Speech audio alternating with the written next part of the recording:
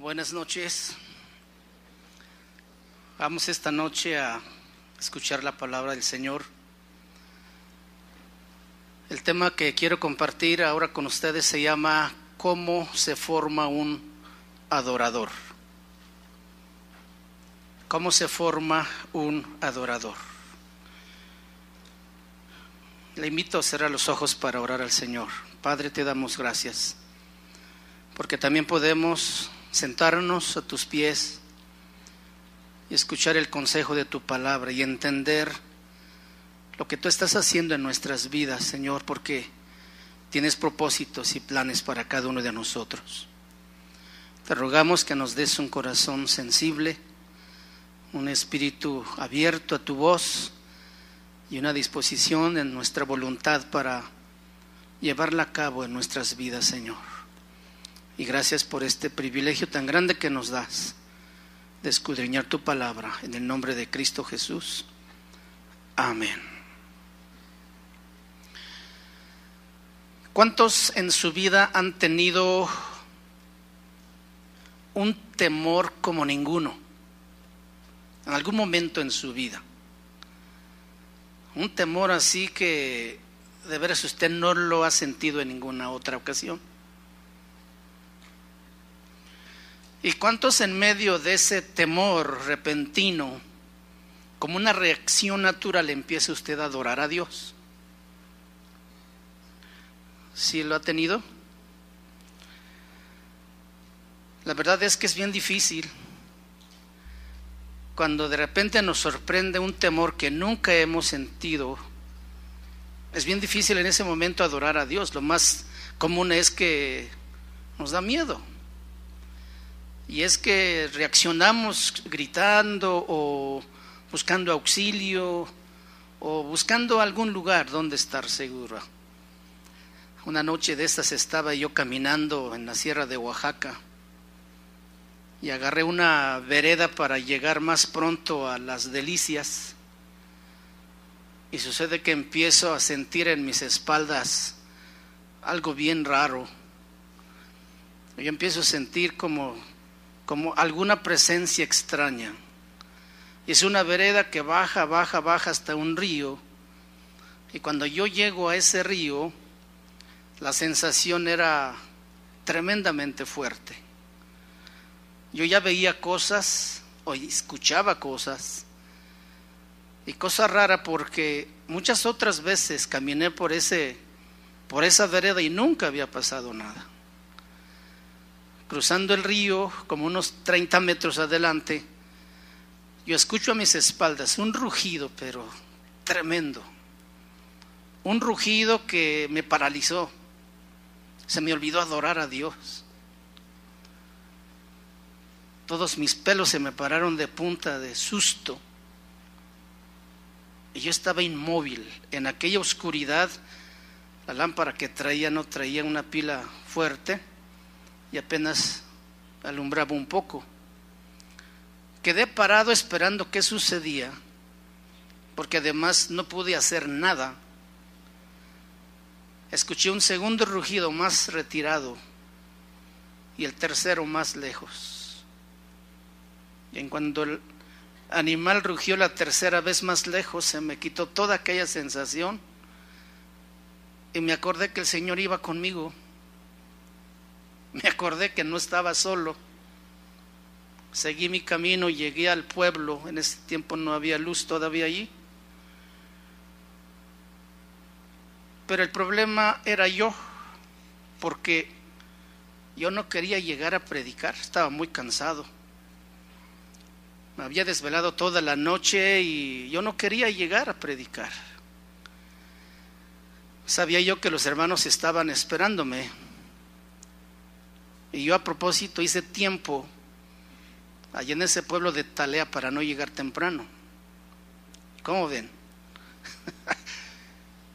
un misionero rebelde. Y cuando yo llego, pues todo está oscuro. Yo dije, pues ya se fueron. Qué bueno, ya vamos a ir a descansar.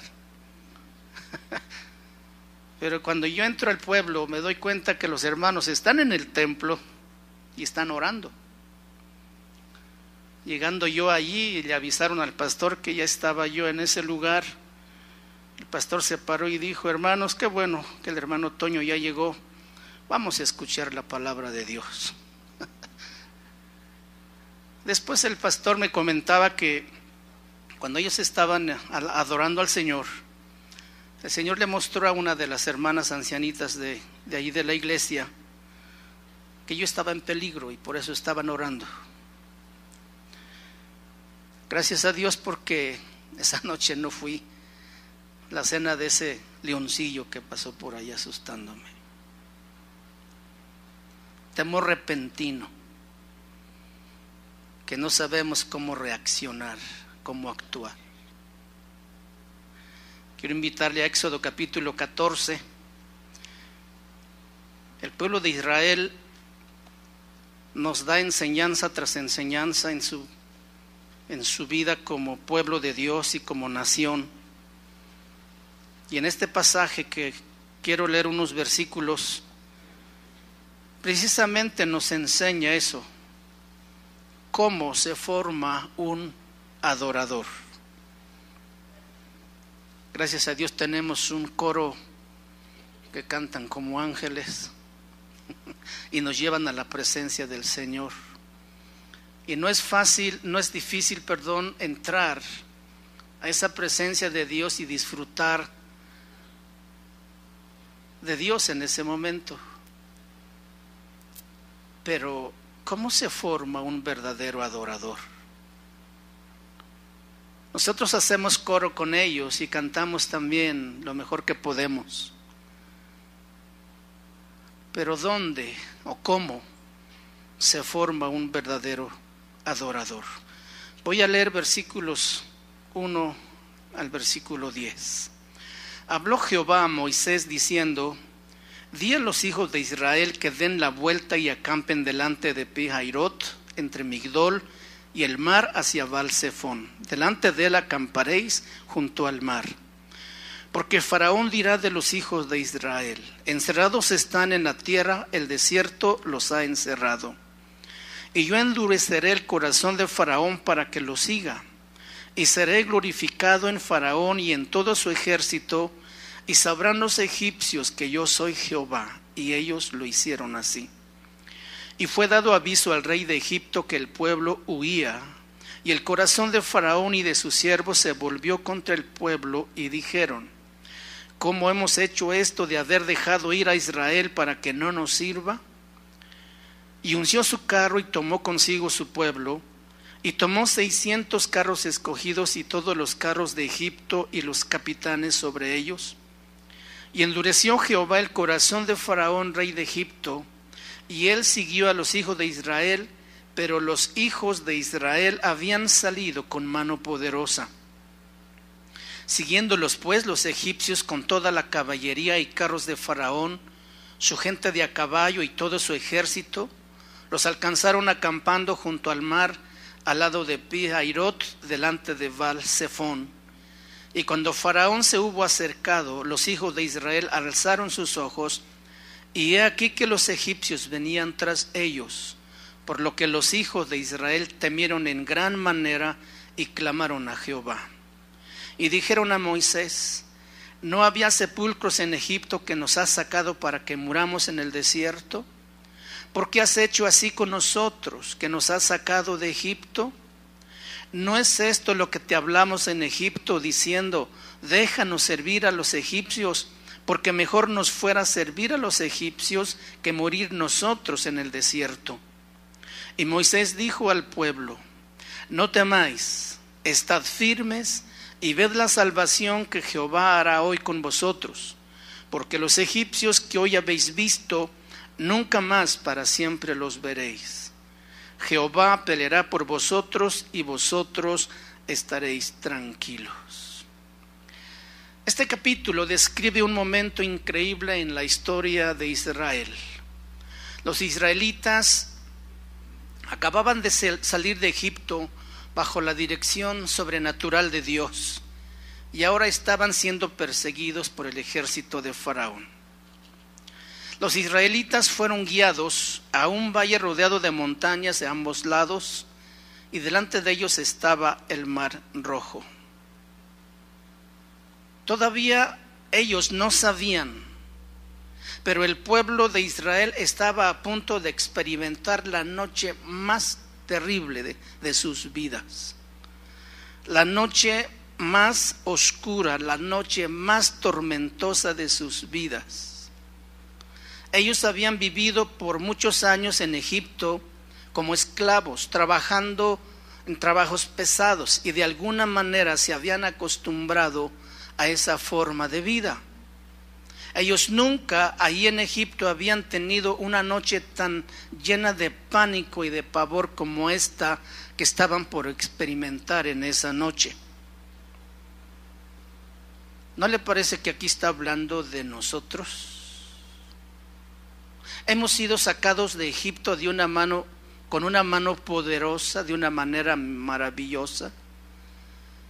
Y de pronto en nuestra vida viene una noche tan oscura que sentimos una angustia, que sentimos un temor y sentimos que la noche no termina, que quisiéramos que amaneciera ya a otra experiencia nueva y diferente.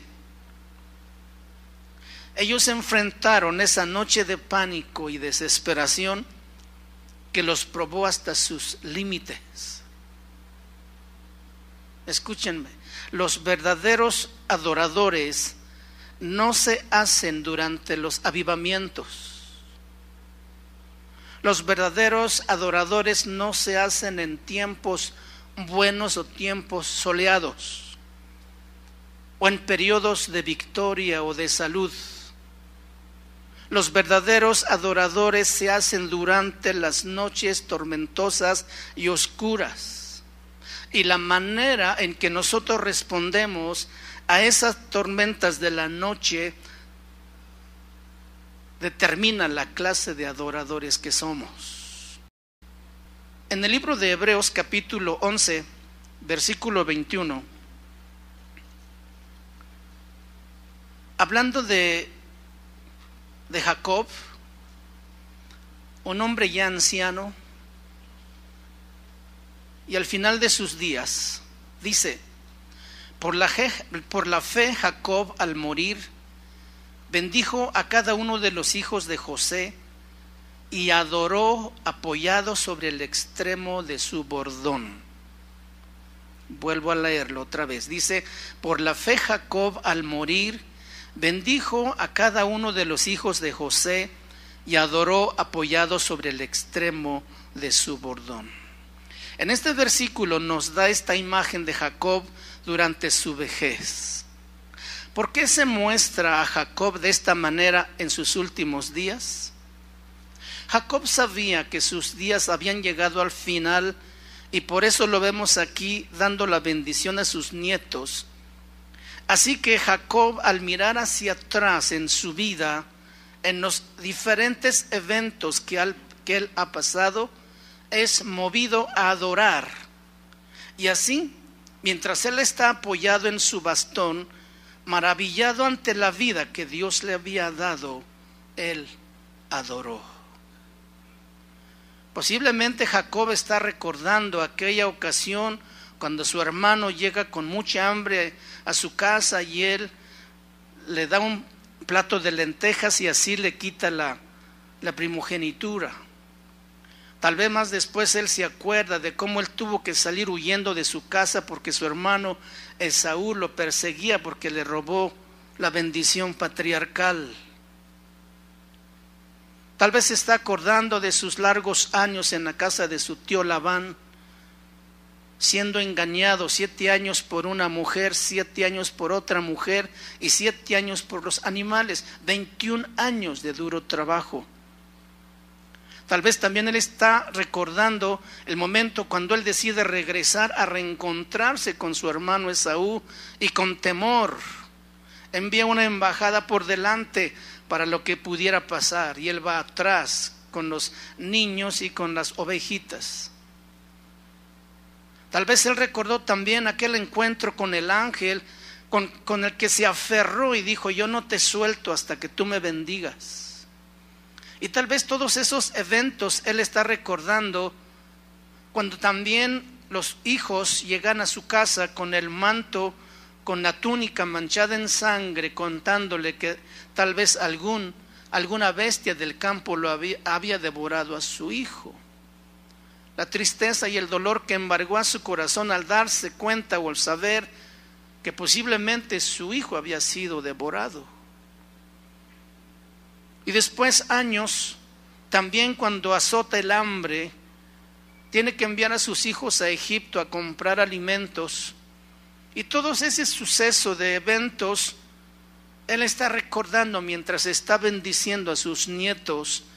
Y cuando él termina de dar esas palabras de bendición a sus nietos, él se apoya en el bordón y empieza a adorar a Dios. 147 años de vida, llena de vivencias, llena de experiencias. 147 años recordando todo lo que Dios hizo en su vida. Jacob adoró a Dios porque su alma estaba tranquila. Él había probado sin lugar a ninguna duda que la fidelidad de Dios había sido suficiente hasta sus últimos días. Y él concluye ahora y dice: no importa, en cualquier batalla que yo he estado, Dios me ha demostrado que es fiel. Él siempre ha sido fiel y por eso él adora a Dios. Estos son los verdaderos adoradores.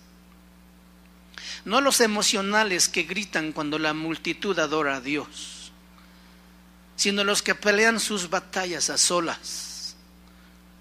Los que reconocen la fidelidad de Dios y dicen: no importa, aunque estoy sufriendo, batallando, yo decido adorar a mi Dios. Volviendo a Éxodo 14, en el versículo 14, 13 y 14, dice la palabra de Dios: y Moisés dijo al pueblo: no temáis. Recuerden que ellos están en un valle rodeado de montañas, que es difícil escapar. Enfrente tienen el mar Rojo, imposible pasar a nado, y atrás viene un ejército para capturarlos y llevarlos otra vez a Egipto. El pueblo, cuando miró al ejército venir persiguiéndolos, se olvidaron que habían salido con mano poderosa. Se les olvidó porque enfocaron su atención al problema del momento. Exactamente lo que nos pasa a nosotros también. ¿Cuántas veces nos hemos sentido como en un callejón sin salida, donde no sabemos qué hacer?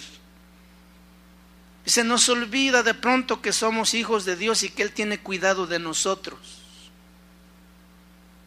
Moisés les dijo: no temáis, estad firmes y ved la salvación que Jehová hará hoy con vosotros, porque los egipcios que hoy habéis visto, nunca más para siempre los veréis.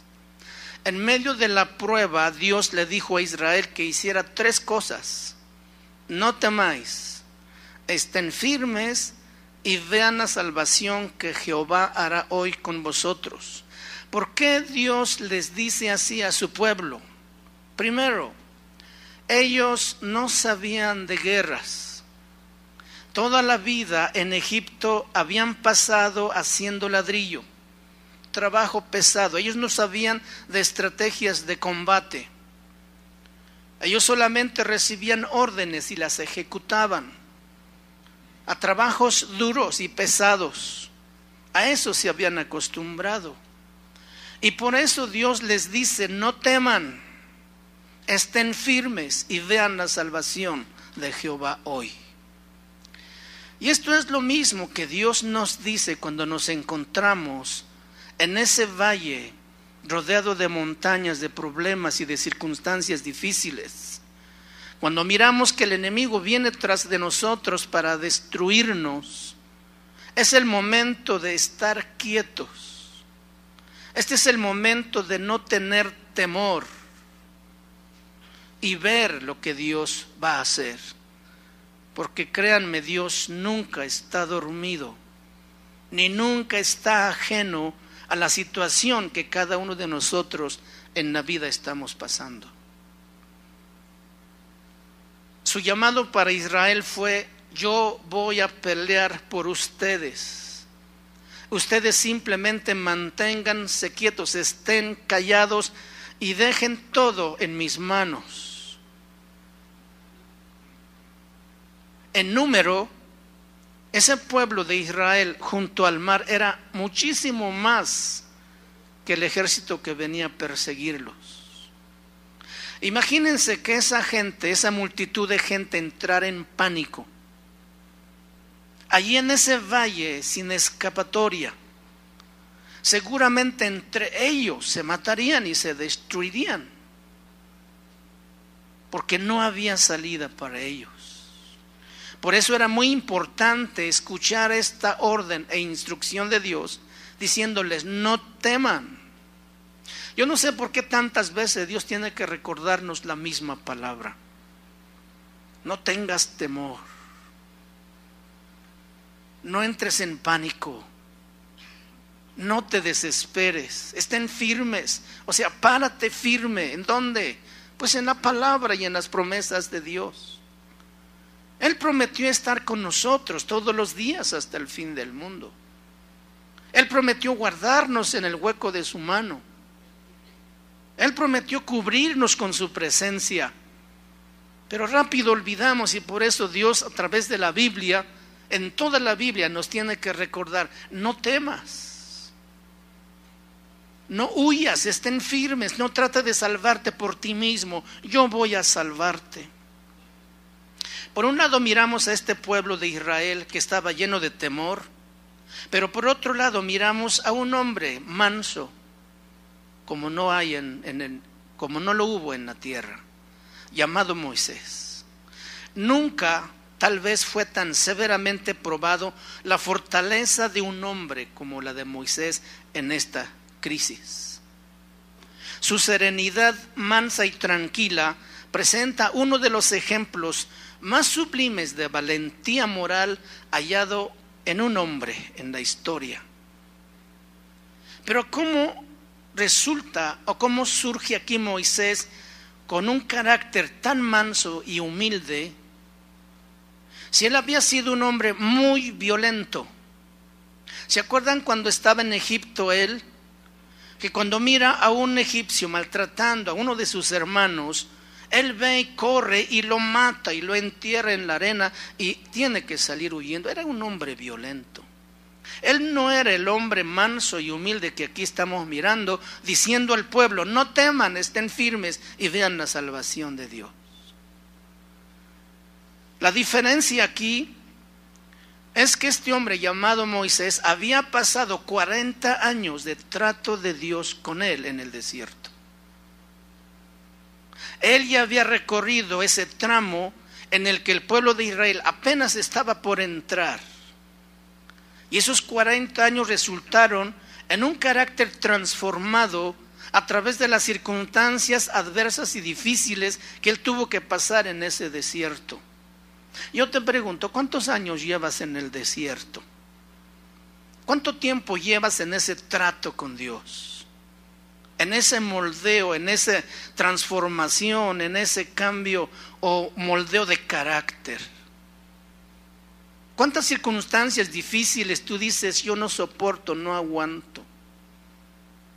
Aquí está un hombre que conocía a Dios y sabía que Dios estaba con ellos, porque él todavía veía la nube que los acompañaba. Y su confianza provenía precisamente en saber que Dios todavía estaba con ellos. Pero el pueblo de Dios no podía, el pueblo de Israel no podía mirar eso, porque ellos estaban enfocados en las circunstancias naturales. Moisés conocía a Dios y Moisés sabía perfectamente bien que Dios no los iba a abandonar. Y por eso aquí vemos a un hombre que conoce a Dios. Lo importante para nosotros es que en verdad conozcamos a Dios. Qué importante es que cada hijo de Dios conozca a su Señor, que le crea a su palabra, que le crea a las promesas que le ha dado. La diferencia de lo que veía Moisés y lo que veía el pueblo de Dios era muy grande. El pueblo miraba el problema, Moisés miraba a Dios. El pueblo anticipaba la muerte, la destrucción, pero Moisés veía la provisión de Dios y un camino de escape en medio de esa situación difícil. Pronto el atardecer llegó en el campamento de Israel y este era el comienzo de la noche tormentosa y más oscura del pueblo de Israel. Pero también era el comienzo del trabajo sobrenatural de Dios. Versículos 19 y 20 dice: y el ángel de Jehová que iba delante del campamento de Israel se apartó e iba en pos de ellos. Y asimismo la columna de nube que iba delante de ellos se apartó y se puso a sus espaldas. E iba entre el campamento de los egipcios y el campamento de Israel, y era nube y tinieblas para aquellos, y alumbraba a Israel de noche, y en toda aquella noche nunca se acercaron los unos a los otros. ¿Cuánto duró esta operación de Dios? Toda la noche. Toda la noche. La nube súbitamente se cambió de lugar. La nube iba enfrente guiando al pueblo. Ahora se pone atrás a sus espaldas.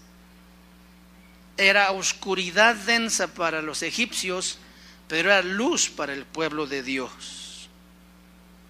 Isaías 58:8 dice: y la gloria de Jehová será tu retaguardia, tu protección a tus espaldas donde tú no puedes mirar. Según el pueblo de Israel, no había camino abierto para ellos para escapar. Estaban rodeados de circunstancias difíciles y la muerte era segura. ¿Cuántas veces el enemigo también puede levantar paredes tan altas a nuestro alrededor que sentimos que no hay más que hacer?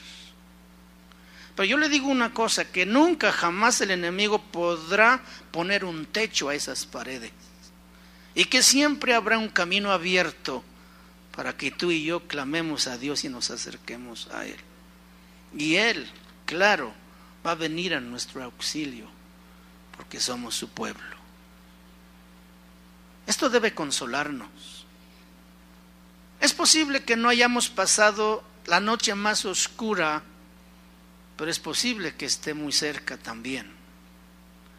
Si podemos entender esto, cuando tengamos que enfrentar esa situación difícil, a pesar de todo estaremos tranquilos.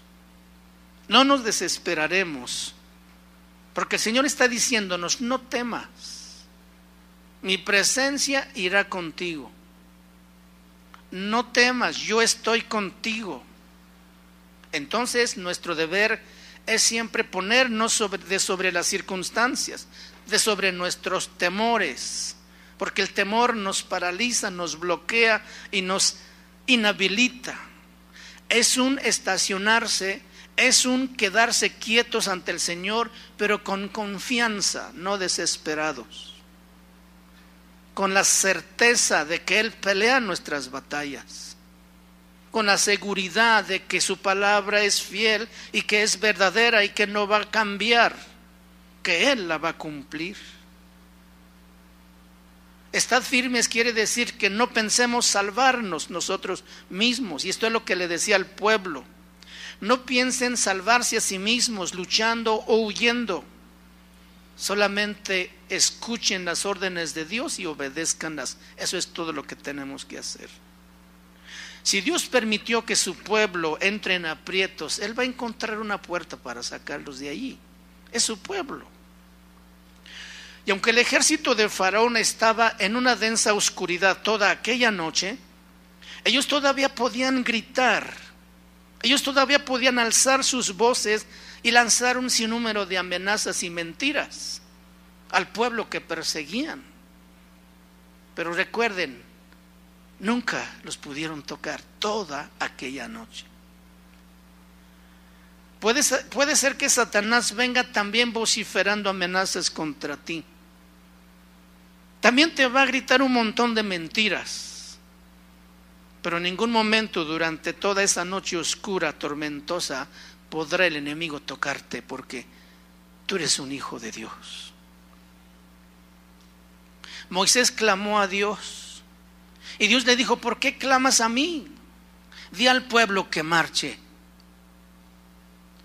Moisés extendió su mano sobre el mar e hizo que el mar se retirara por medio de un viento recio oriental que sopló toda aquella noche. El versículo 21 así lo dice: y extendió Moisés su mano sobre el mar e hizo Jehová que el mar se retirase por recio viento oriental toda aquella noche, y volvió el mar en seco y las aguas quedaron divididas. Entonces los hijos de Israel entraron por en medio del mar en seco, teniendo las aguas como muro a su derecha y a su izquierda. La tormenta de viento que Dios envió fue tan poderoso que comenzó a partir las olas del mar con un recio viento oriental. La palabra hebrea que se traduce aquí como viento significa un exhalar violento. ¿Cree usted que Dios tiene poder para exhalar violento? Extremadamente poderoso. En otras palabras, Dios exhaló y el agua se congeló en paredes. Dice que ellos pasaron en medio teniendo el agua como paredes. El agua se congeló y el pueblo tuvo que pasar. ¿Por qué permitió Dios que Israel pasara toda esa noche tormentosa cuando él bien pudo dar una sola palabra y destruir al ejército de Faraón? ¿O pudo tomarlos a todos y pasarlos hasta el otro lado de ese mar? ¿Por qué Dios permitió toda esa noche una angustia a su pueblo que quería librarlos de la esclavitud de Egipto? ¿Qué estaba haciendo Dios aquí? ¿Qué hace Dios en nuestras vidas, o por qué permite el Señor circunstancias que a veces duran toda la noche oscura y nos llenan de pánico y de terror? Había una sola razón: el Señor estaba haciendo verdaderos adoradores. Dios estaba trabajando todo el tiempo usando la tormenta terrible para hacer un camino para que su pueblo saliera de la crisis, pero los israelitas no podían ver esto en esos momentos. Ellos estaban enfocados al problema, estaban llenos de pavor por lo que escuchaban, el viento recio. ¿Alguien ha estado en un lugar donde llega el ciclón o el huracán? No parece tan agradable ese ruido cuando rompe con todo lo que encuentra a su paso. Ahora este viento duró toda la noche. Además, ellos saben que están en un lugar donde no pueden escapar. Además, ellos están escuchando las voces de amenaza de los egipcios. Saben que enfrente está el Mar Rojo y saben que en los lados están las montañas y que no hay manera de salir. Entonces, por eso ellos se llenaron de pánico y de terror. Dios mostró su omnipotencia abriendo un paso en medio de las aguas. ¿Cuántos saben que Dios siempre abre un camino? Dios siempre abre un camino. Y si nosotros podemos adorarlo a pesar de las circunstancias, vamos a encontrar más pronto ese camino de salida. Vamos a asegurar la victoria más pronto. Pero si nosotros tomamos la actitud que tomó el pueblo de Israel, vamos a quedar postrados en el desierto, como también le pasó al pueblo de Israel. Dios puede llevar a su pueblo a través de las dificultades más grandes y hacer un camino donde no hay caminos. Versículo 26 de Éxodo 14 dice: Y Jehová dijo a Moisés: extiende tu mano sobre el mar, para que las aguas vuelvan sobre los egipcios, sobre sus carros y sobre su caballería.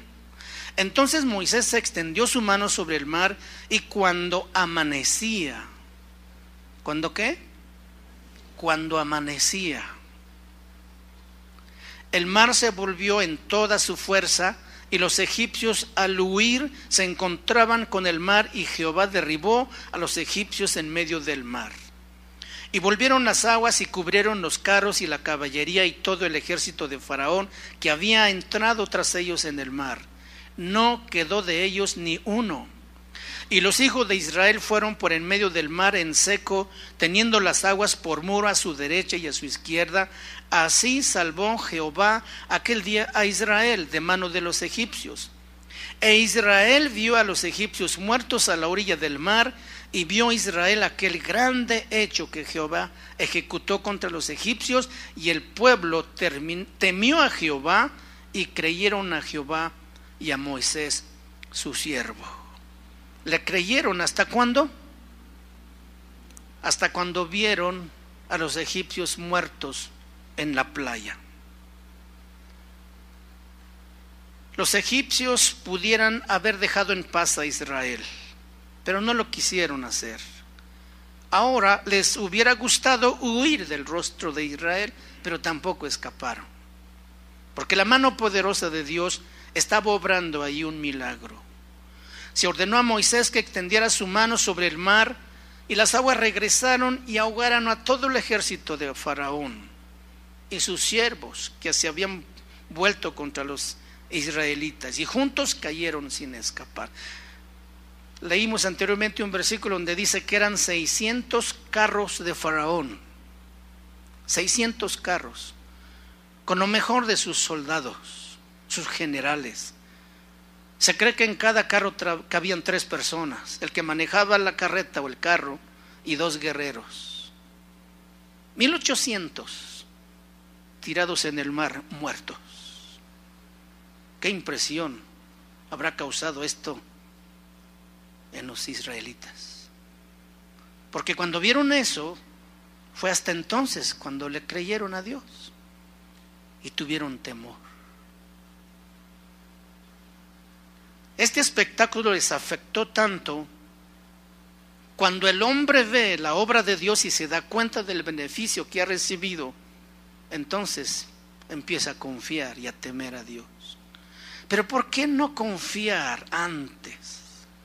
¿Por qué no creer antes? Qué bueno sería para nosotros hoy que siempre estuviéramos con un buen ánimo. Cuando después de todo lo que vio el pueblo de Israel, los cuerpos muertos de los egipcios, ellos creyeron y temieron. Aquí está el final hacia el cual puede mirar el cristiano a sus enemigos. Y cuando digo enemigo, no es tu vecino, no es tu hermana ni tu familia. Son los enemigos de tu alma. Ellos arden de enojo y rabia y son poderosos. Pero mientras tú como cristiano te mantienes firme, sostenido por Dios, vas a pasar a salvo las olas de esa tempestad, guardado por el mismo poder de nuestro Salvador, que descenderá sobre cada enemigo de nuestras almas, y allí los vamos a mirar. Lo que no creyeron el pueblo de Israel es lo que Moisés les dijo en el versículo, al parte final del versículo 13: porque los egipcios que hoy habéis visto, nunca más para siempre los veréis. Si el pueblo de Israel hubiera creído a esta palabra, ellos se hubieran evitado tanto temor, tanto terror, y hubieran estado más tranquilos. Exactamente lo que nos pasa a nosotros también. Solamente le creemos a Dios cuando ya hemos visto sus poderosos hechos, pero no lo podemos ver antes. Empezamos a adorarle después que ha pasado la tragedia o el problema. Mientras miramos atrás, vemos que todos nuestros temores fueron en vano. Ellos pudieron haber dicho, oye, no tuvimos por qué tener tanto miedo cuando veíamos venir al ejército tras de nosotros. Pues Dios nos levantó un muro que nos separó y nunca nos pudieron tocar. Todo ese tiempo Dios nos proveyó con una luz para que nosotros pudiéramos andar, mientras nuestros enemigos estaban enceguecidos por la oscuridad. También temimos en vano aquellos vientos feroces que soplaron toda aquella noche cuando Dios estaba abriendo un camino para que escapáramos. Vemos ahora que Dios solo desea hacer cosas buenas para nosotros. Hemos visto su poder y su gloria para beneficio de nosotros. Y ahora estamos determinados a no vivir más en el temor. No importa si esos muros de agua se derrumban. Vivos o muertos, le pertenecemos al Señor, ¿no es cierto? Entonces podemos adorarle, aún en medio de situaciones tan difíciles. Había una razón por la que Dios quería que Israel tuviese esa clase de fe en ese momento, que en verdad le creyera a Dios. ¿Por qué? Porque ellos iban a enfrentar un viaje a través del desierto. Ellos tendrían que soportar privaciones, peligros, sufrimientos, y apenas estaban entrando en ese enorme desierto. Por eso Dios quería un pueblo que no le tuviera temor a la muerte. El verdadero problema de Israel es que al no conocer a Dios, a su Dios que los estaba liberando, ellos tenían miedo a morir. Ese era todo su problema. Y le dijeron a Moisés en el versículo 12, ¿no es esto lo que te hablamos en Egipto diciendo, déjanos servir a los egipcios, porque mejor nos fuera servir a los egipcios que morir nosotros en el desierto? ¿Por qué tenemos miedo a morir? ¿Hay alguien aquí que no tiene miedo a morir? Todos deberíamos estar sin miedo a morir. ¿No es morir mejor que esta triste vida? ¿No es mejor lo que Dios nos puede dar después de la muerte? ¿Por qué nos aferramos a la vida con todos sus problemas, con todas sus tristezas y dolores, como si fuera tan agradable vivir así? Este era el problema de Israel. Ellos tenían miedo a morir. Un verdadero adorador es aquel que baila y danza. No es aquel que baila y danza después que ha ganado la victoria. Un verdadero adorador no es aquella persona que canta alabanzas a Dios una vez que el enemigo ha desaparecido. Y esto es lo que hizo el pueblo de Israel. En el capítulo 15 encontramos que ellos danzaron y alabaron a Dios. María agarró el pandero y con todas las mujeres empezaron a desfilar, danzando, cantando alabanzas al Señor.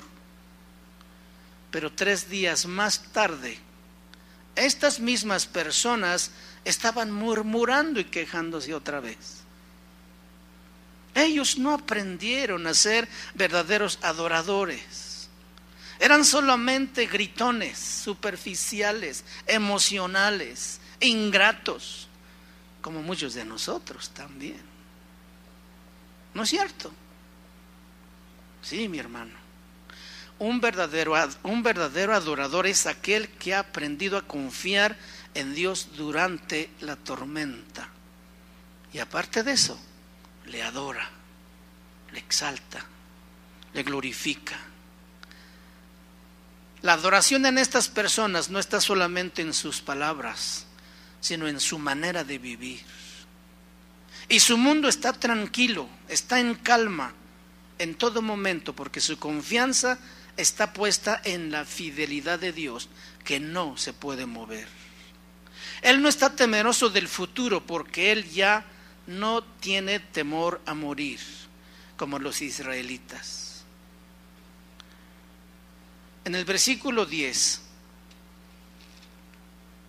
Y cuando Faraón se hubo acercado, los hijos de Israel alzaron sus ojos, y aquí que los egipcios venían tras ellos, por lo que los hijos de Israel temieron en gran manera y clamaron a Jehová. Cuando los israelitas se dieron cuenta de que los egipcios los venían siguiendo, dice aquí que temieron en gran manera y clamaron a Jehová. Aquí el verbo clamar indica una queja a causa de una gran angustia. Entonces no era un clamor, no era una petición de salvación, sino era más bien una queja culpando a Dios y a Moisés por ponerse en esa situación difícil. Mientras todo iba bien, ellos salieron contentos. Sin embargo, cuando el cambio aparente de situación vino, culparon a Dios y le reclamaron a Moisés. Ellos no eran verdaderos adoradores. ¿Y por qué? Porque era más fácil sacar la gente de la esclavitud que sacar la esclavitud de la gente.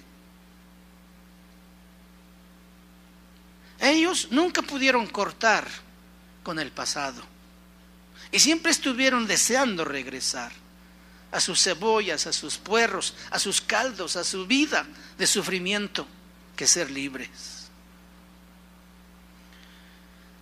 Los largos años de servidumbre de Egipto había dejado su marca psicológica sobre la personalidad de los israelitas. En ese momento les preocupaba más su propia seguridad. El versículo 24 está bien interesante y dice: y aconteció a la vigilia de la mañana que Jehová miró el campamento de los egipcios. ¿Cuántos saben que Dios mira? Dios mira a tus enemigos, así también como te mira a ti mismo. Jehová miró el campamento de los egipcios desde la columna de fuego y nube, y trastornó el campamento de los egipcios, y quitó las ruedas de sus carros y las trastornó gravemente. Entonces los egipcios dijeron: huyamos de delante de Israel, porque Jehová pelea por ellos contra los egipcios. Jehová miró en la vigilia de la mañana desde la columna de fuego y nube, y perturbó el campamento de los egipcios. Se puede suponer que ese lado tan oscuro en el que venía el pueblo de Egipto, el ejército de Faraón, cuando dice aquí que Dios miró, fue un destello refulgente de luz tan resplandeciente que en medio de la oscuridad brilló en momentos así tan rápidas que trastornó los caballos, que espantó a los jinetes y a todo mundo, y por eso las carretas se soltaron de sus ruedas y todo se cayó y se derrumbó. ¿Te acuerdas de Saulo de Tarso mientras caminaba a Damasco? Cuando una luz resplandeciente le rodeó, él cayó en tierra. Así mira Dios. Así mira Dios a tus enemigos y te libra. Jehová trastorna el campamento de los egipcios. Les quitó las ruedas. Pero el tiempo del milagro duró toda la noche. Qué prueba tan difícil para el pueblo de Israel. Tomemos en cuenta que apenas estaban entrando en el desierto y apenas era el inicio de los 40 años que durarían como nómadas en el desierto. Cantamos ese canto que dice: quiero conocerte más y amarte, Jesús. Como que ese conocerte más, traemos la idea de conocerle en el gozo, en la bendición, en la felicidad, en la paz. Pero también hay otra cara donde podemos conocer a Dios, y es cuando lo miramos a través de esas noches oscuras, donde en verdad le podemos conocer, donde en verdad podemos saber quién es Dios por lo que Él está haciendo en ese momento. Y entonces nuestro corazón se puede volcar en gratitud y en adoración, porque ese es el Dios que se quiere manifestar en nuestras vidas en tiempos difíciles. ¿Somos verdaderos adoradores? Dios está en nosotros, está haciendo en nosotros verdaderos adoradores. Esos tiempos de prueba son esas lecciones, son esas clases donde debemos aprender a reaccionar de una manera correcta para que en verdad podamos adorar en verdad a nuestro Dios. ¿Cuántas veces nos hemos llenado de pánico y de terror? ¿Y cuántas veces hemos aún desconfiado de que Dios está ahí conmigo o con nosotros? Y no le hemos creído, cuando podíamos evitarnos muchos dolores de cabeza creyéndole a Él y no solamente creyendo en Él. Que Dios nos ayude, ¿no? Necesitamos.